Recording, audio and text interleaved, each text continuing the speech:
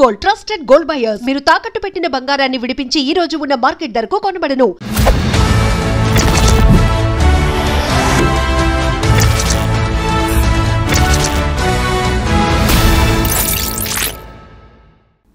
Welcome to I Dream trending topic. నేను మీ Rajani Rama, family counsellor and public speaker. ఈరోజు మీ ముందుకి ఇంకొక ట్రెండింగ్ టాపిక్తో వచ్చేసాను. అయితే మనకు ఇప్పుడు ఇంకొక టాపిక్ ట్రెండింగ్లో నడుస్తుంది, మీకు అందరూ తెలిసే ఉంటుంది. ఒక అనంతపురం జిల్లాకు చెందిన ఒక అమ్మాయి, ఇంటర్ చదివే అమ్మాయిని దారుణంగా హత్య చేసి వారం రోజుల తర్వాత మనకి ఆ డెడ్ బాడీ కనిపించింది. తల్లిదండ్రులు చాలా శోక సముద్రంలో మునిగిపోయారు. అంటే వాళ్ళకి ఏం మాత్రం తెలియలేదు. ఆ అమ్మాయి ఇంట్లో నుంచి వెళ్ళింది, ఎప్పుడు వెళ్ళింది, ఏంటి కనిపెట్టుకునిలేరా, లేకపోతే ఇప్పుడే వస్తానని చెప్పి వెళ్ళిందా, మరి ఎక్కడికి వెళ్ళింది అనేది తల్లిదండ్రులు కనిపెట్టలేదా? అయితే విషయానికి వస్తే పక్కన అవతల బిల్డింగ్లో ఎక్కడో వర్క్ చేసే అతను, అంటే సిమెంట్ వర్క్ అవి చేస్తుంటారు కదా, టైల్స్ పెట్టడము, ఒక బిల్డింగ్లో ఇంటీరియర్ చేస్తూ ఉంటారు కదా, టైల్స్ బిగించడం అవన్నీ, ఆ వర్క్ చేసే అబ్బాయితో స్నేహంలో పడిందని.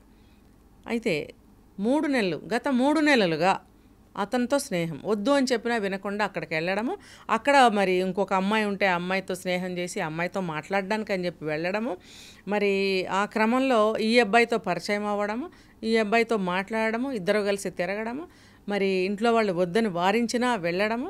మనం చెప్పుకుంటాం తల్లిదండ్రులు చూస్తూ ఊరుకున్నారా అని, కానీ చెప్పినా వినకపోతే ఏం చేయాలి? అయితే కట్ చేస్తే ఈ అమ్మాయి 2 నెలలు అయిన తర్వాత నేను ఆ అబ్బాయిని ప్రేమిస్తున్నాను, ఆ అబ్బాయినే పెళ్లి చేసుకుంటాను. ట్విస్ట్ ఏంటంటే అతను పెళ్ళైన అతను, ఈ అమ్మాయికి వచ్చేసి 17 or 18 years, చిన్న అమ్మాయి, ఇంటర్ చదువుతుంది. మరి ఎలా ఈ అమ్మాయిలు ఆ మాయలో పడుతున్నారు అర్థం కావట్లేదు. ఇప్పుడు స్నేహం అంటే స్నేహం వరకే ఉండాలి, అబ్బాయిలతో స్నేహం ఏంటి, దట్టు పెళ్ళైన అబ్బాయిలతో స్నేహం ఏంటి? అంటే అబ్బాయిలతో స్నేహం చేయకూడదా అంటే ఇప్పుడున్న పరిస్థితుల ప్రకారం చేయకూడదమ్మా, చేయకూడదు. ఎందుకు అనంటే ఆపోజిట్ సెక్స్, జెండర్ వేరు, జెండర్స్ వేరైనప్పుడు మీ మాటలు కానీ, మీ అభిప్రాయాలు కానీ, మీ చూపులు కానీ, మీ స్పర్శలు కానీ 100% వేరే ఉంటాయి. ఖచ్చితంగా ఒకటే ఉండనే ఉండవు. అలా ఉన్నప్పుడు ఆకర్షణ అనేది ఉంటుంది. ఆపోజిట్ సెక్స్ అయినప్పుడు మీ ఇద్దరి మధ్యన ఆకర్షణ అనేది ఉంటుంది. అది స్నేహం అని ఎలా చెప్తారు? స్నేహం కానే కాదు. గత ఎన్నో సంవత్సరాలుగా చూస్తూనే ఉన్నాం, మా చిన్నతనం నుంచి కూడా మేము చూస్తూ వస్తున్నాము. ఎన్ని దశాబ్దాలు గడిచినా కూడా ఆ ఆకర్షణ అనేది, ఆ రిలేషన్ అనేది అది అలాగే ఉంది. అందులో చెడే జరిగింది కానీ ఎక్కడ మంచి అనేది మనకు కనపడలేదు, జరగలేదు. అలాంటప్పుడు మీరు పాత సినిమాలన్నీ చూస్తున్నారు కదా, కొత్తవి చూస్తున్నారు, పాతవి చూస్తున్నారు, అనేక రకాలైనటువంటి కథలు మీరు చూస్తున్నారు. ఇంకా ప్రస్తుతము చుట్టూ జరుగుతున్న కేసులు ఎన్నో మీరు చూస్తున్నారు. చిన్నపిల్లలు, పెద్ద పిల్లలు అందరూ చూస్తున్నప్పుడు రేపు మనకేదన్నా ప్రమాదం జరుగుతుందేమో అని మీరు ఎందుకు అనుకోలేకపోతున్నారు? నేను ప్రత్యేకంగా ఇది ఆ అమ్మాయిలకే చెప్తున్నాను. ఎవరైనా యూట్యూబ్ ఇది చూసిన వాళ్ళు మీ ఫ్రెండ్స్కి కూడా ఫార్వర్డ్ చేయండి, మీరు సబ్స్క్రైబ్ కూడా చేసుకోండి, ఇలాంటివి ఇంకా వస్తూ ఉంటాయి. ఎందుకనంటే మీరు ఎటువంటి డేంజర్లో పడతారు, పడితే ఏం జరుగుతుంది అనేటువంటి అవేర్నెస్ కోసం మాలాంటి వాళ్ళు ఇలాంటివి చేస్తూ ఉంటాం వీడియోలు. అయితే మీరు అర్థం చేసుకోవాలి, మీరు మీ వయసు అబ్బాయిల్ని ప్రేమించారనుకోండి, అక్కడ ఏమవుతుందంటే వయసు అనేది ఒకటే ఉంది కాబట్టి ఆలోచనలు అనేవి ఆ స్థాయిలోనే ఉంటాయి. ఆ స్థాయికి మించి పై స్థాయిలో ఆలోచనలు చేయలేరు.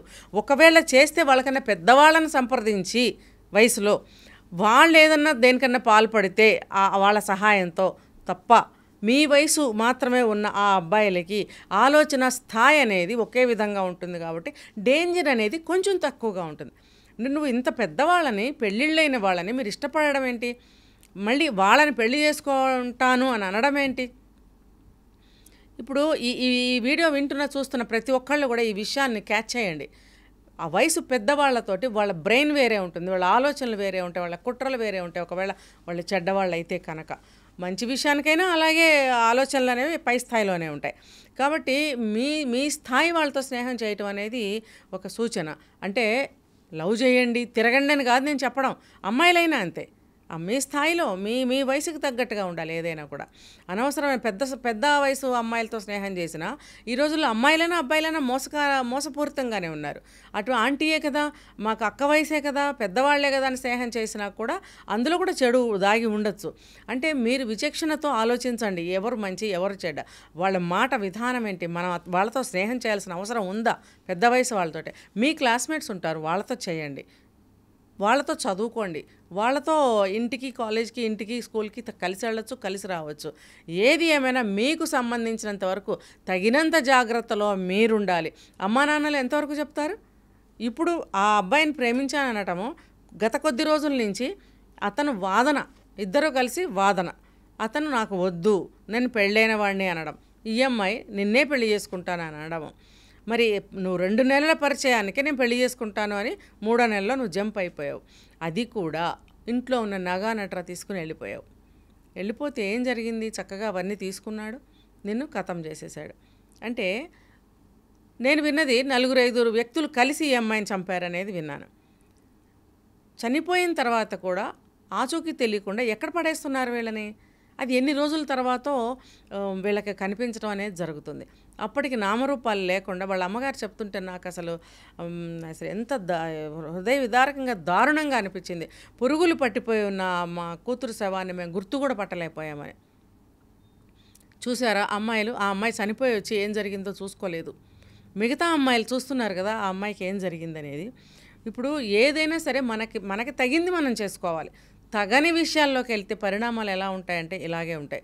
మీ స్థాయికి తగ్గట్టు చదువుకోవడం, మీ స్థాయికి తగ్గట్టు ఆలోచించడం, మీ స్థాయికి తగ్గట్టు తల్లిదండ్రులతోటి మీరు ఎలా ప్రవర్తించాలి, వాళ్ళు చూసిన సంబంధాలు ఎలా చేసుకోవాలి, కుటుంబ సభ్యులతో కలిసి ఎలా ఉండాలి అనేది మీరు ఆలోచించగలగాలి. ఇలాంటి విషయాల జోలికి వెళితే ఇది కూడా ప్రేమ అనేది కాదమ్మా. ఇది నన్ను అడిగితే అవతల వ్యక్తికి ఇది అక్రమ సంబంధమే. అంటే ఒక వ్యక్తికి అక్రమ సంబంధంలో నువ్వు ఉన్నావు అంటే నువ్వు కూడా నీ సంబంధం కూడా అది సక్రమమైనది కాదు, అక్రమమైనదే. ఇంకా చెప్పాలంటే అతను నిన్ను ఉంచుకున్నాడు అంటే నువ్వు ప్రేమ అని ఏదైతే అనుకుంటున్నావో అవతల వాడికి నువ్వు ఉంచుకున్న దాని కింద లెక్క. ప్రతి అమ్మాయి ఈ విషయాన్ని గ్రహించండి. మీకన్నా పెద్ద వయసు ఉన్న వాళ్ళని, పెళ్ళిళ్ళైన వాళ్ళని, ఇంకా వేరే కేటగిరీస్ మనుషుల్ని మీరు ఇష్టపడుతున్నారు, వెళ్తున్నారు, ఎటువంటి ఊబిలోకి కూరుకుపోతున్నారు, ఎటువంటి అన్యాయాలకి దారుణాలకి మీరు గురవుతున్నారు.